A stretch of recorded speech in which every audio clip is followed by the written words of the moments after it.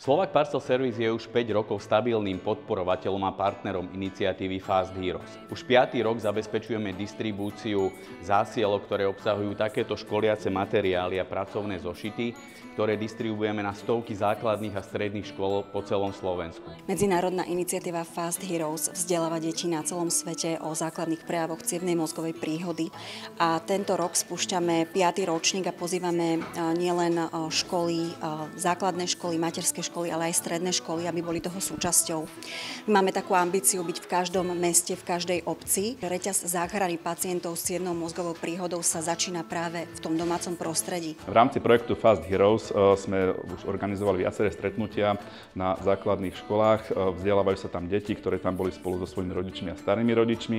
Vysvetľovali sme im, ako vznikajú, alebo ako sa prejavujú tieto cievne mozgové príhody, samozrejme aj ako vznikajú a hlavne, čo teda treba robiť, keď tú cievnu mozgovú príhodu rozpoznajú, aby čo najskôr zavolajú tú rýchlu zdravotnú pomoc. Ja som s deťmi triedou 2. C absolvovala minulý rok projekt Fast Hero a veľmi nás tento projekt zaujal, nakoľko veľa zamestnancov našej školy malo s mozgovou príhodou skúsenosti. Takže pani riaditeľka nás v tomto projekte podporila a tento rok už vlastne projekt nebude len pilotný, ale bude pre celú školu, je to celoškolský projekt.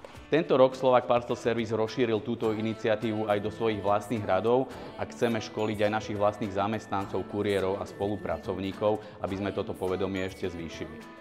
Som veľmi rád, že toto partnerstvo trvá už 5 rokov a vyjadrujem presvedčenie, že budeme v tejto krásnej iniciatíve pokračovať aj v budúcnosti.